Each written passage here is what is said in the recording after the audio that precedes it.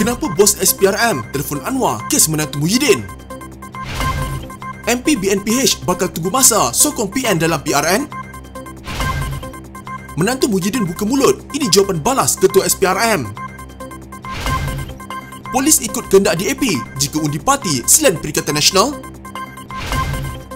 Panas, Mahfuz tuntut Sanusi bayar hutang RM10,000.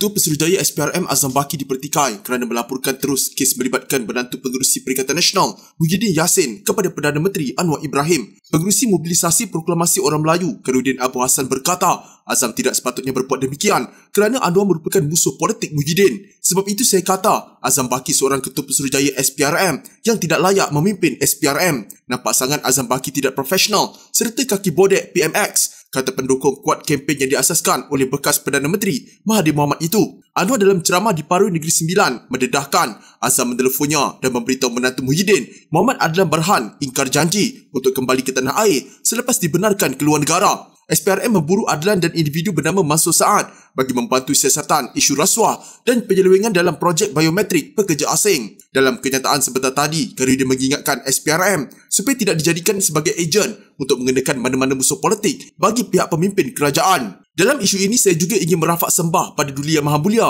yang di-Pertuan Agong untuk memerhati sedikit perilaku tidak bermoral Azam Baki ini. Kenapa Azam Baki harus menelefon PMX, khususnya mengenai kes siasatan yang melibatkan musuh politiknya? Reputasi Azam Baki dan SPRM sudah lama mengalir ke longkang, katanya. Presiden PAS Abdul Hadi Awang sekali lagi mendakwa bahawa keputusan dalam 6 pilihan raya negeri pada 12 Ogos ini akan membolehkan berlaku perubahan dalam kerajaan pusat dipimpin Perdana Menteri Anwar Ibrahim. Berucap pada ceramah Mega PRN 15 di markas PAS Kampung Bukit Kecil Langkap di Sitiu. Katanya ini berasaskan sokongan daripada ahli parlimen Parti Gabungan Kerajaan Perpaduan termasuk dari Sabah dan Sarawak yang sanggup menyokong Perikatan Nasional. Menurutnya mereka itu dalam gabungan Pakatan Harapan Barisan Nasional hanya menunggu masa yang sesuai. Asal ada 10 ahli parlimen UMNO nak sokong kita, mungkin 15 ahli parlimen, tapi mereka ini dipaksa, diugut yang ada kes nak bawa ke mahkamah menyebabkan orang UMNO ini dalam ketakutan. Maka ditubuhkan Kerajaan Perpaduan dalam keadaan kacau bilau. Kerajaan Perpaduan tapi berbalas sama sendiri yang parti dalam kerajaan bantah kerajaan sendiri, katanya. Mengulas lanjut, Hadi berkata, pembentukan kerajaan pusat baru itu penting untuk menyelamatkan agama, bangsa dan negara. Dengan mana kemenangan Perikatan Nasional pada PRN kali ini perlu bagi membolehkan perubahan tersebut dilakukan. Ini tujuan politik yang sangat besar untuk selamatkan agama, bangsa dan negara kita agar terus dipelihara oleh Islam. Ini sangat penting. Ini bukan kerja main-main, bukan kerja jual beli. Bayar duit tetapi tanggungjawab yang sangat besar, katanya. Sebelum ini Anwar dilaporkan berkata, Kerajaan Perpaduan akan terus memerintah negara ini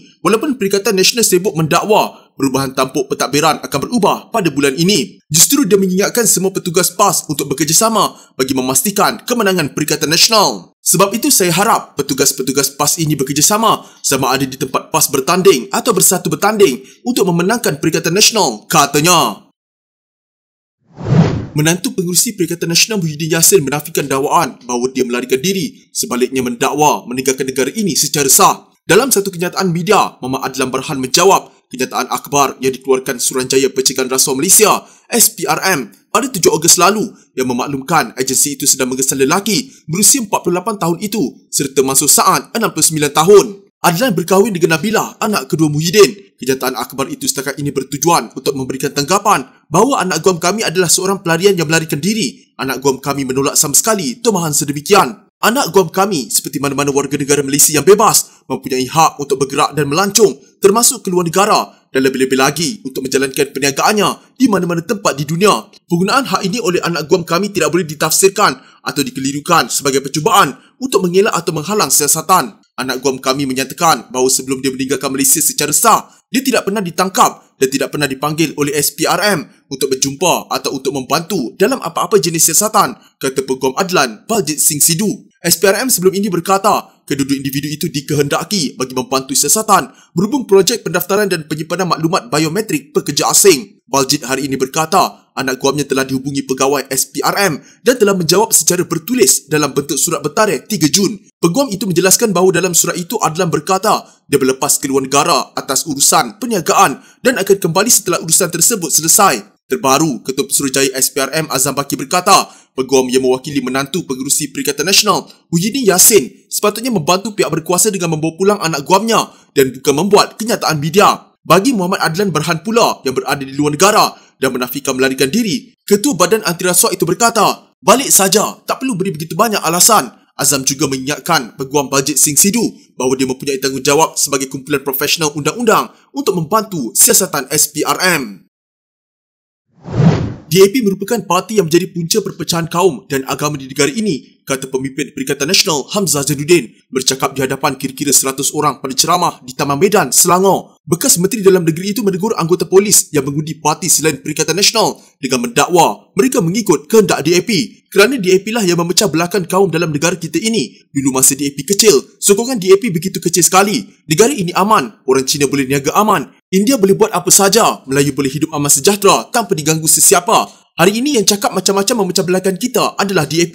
Kalau polis yang undi bukan Perikatan Nasional juga mengikut kehendak DAP memecah belahkan negara kita ini, katanya. Sebelum ini seramai 98,785 anggota polis, tentera dan pasangan mereka mengundi pada pengundian awal bagi 6 pilihan raya negeri. Sementara itu pada ceramah di Tanjung Karang, Pesuruhjaya PAS Selangor Ahmad Yunus Hairi mendakwa Amiruddin Syari sebagai seorang Menteri Besar yang lemah. Dia mendakwa seorang Speaker DUN Selangor menggagalkan usaha Menteri Besar Selangor itu membentangkan rang undang-undang berkaitan undang-undang Islam. MB Selangor lemah, ini fakta. Tuan-tuan masih ingat, Selangor nak bawa satu RUU pindaan pentadbiran Islam Selangor. Ini bukan soal nak mainkan sentimen agama. Nak bawa RUU pindaan enactment di sidang negeri, ia kena masuk aturan mesyuarat, kena dapat kelulusan dari kerajaan, masuk di dalam aturan mesyuarat. Tetapi akhirnya MB kena dikantoi oleh speaker. Di Selangor, biasa kita bersidang 2 minggu. Itu kali 3 hari sahaja dah selesai. Saya tak mainkan apa isu kandungannya. Tapi inilah kelemahan MB sebagai esko agama untuk bawa RUU yang telah ada dalam aturan mesyuarat. Katanya tanpa menyebut nama individu atau parti terbabit. Difahamkan, Yunus merujuk kepada cadangan pindaan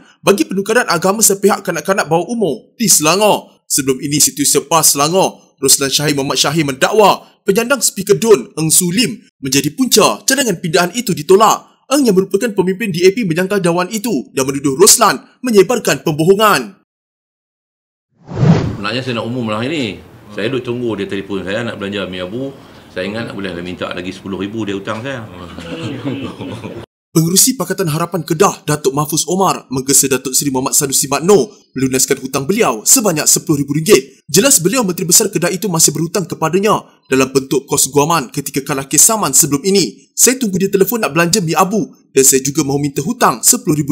RM10,000 dia tak bayar lagi. Saya hairan. Dia mengaji pandai tetapi dia tidak tahu kira berapa sebenarnya jumlah keseluruhan diumumkan Hakim Mahkamah Persekutuan. RM10,000 itu kos mahkamah rayuan yang dimaklumkan peguam saya, katanya dalam sidang media di Ibu Pejabat UMNO. Hadir sama Pengerusi Barisan Nasional Datuk Seri Mahzir Khalid mengulas lanjut calon Pakatan Harapan DUN Alor Mengkudu itu berkata beliau meminta hutang tersebut dilunaskan segera kerana Sanusi kini berdepan saman RM200 juta oleh Taikun Tan Sri Vincent Tan. Saya biar lama dan saya harap dia bayar. Takut saman RM200 juta tak dapat bayar, jadi minta dibayar RM10,000 saya dahulu, kata Mahfuz. Pada 9 Oktober 2019, Mahfuz memfailkan saman berdasarkan hantaran dibuat Muhammad Sanusi melalui akaun Facebooknya pada 30 Julai tahun sama, mengaitkan beliau dalam isu pemindahan premis judi ke kawasan itu. Pada 3 April lalu, Muhammad Sanusi gagal dalam rayuan saman fitnah kes itu. Selain Mahfuz memohon untuk menaikkan saman terbabit daripada RM50,000 kepada RM120,000, selain perlu membuat permohonan maaf, panel hakim sama menolak rayuan Muhammad Sanusi untuk mengetepikan keputusan Mahkamah Tinggi pada 8 November 2021 yang memerintahkannya membayar ganti rugi kepada Mahfuz selepas membenarkan saman fitnah Mahfuz.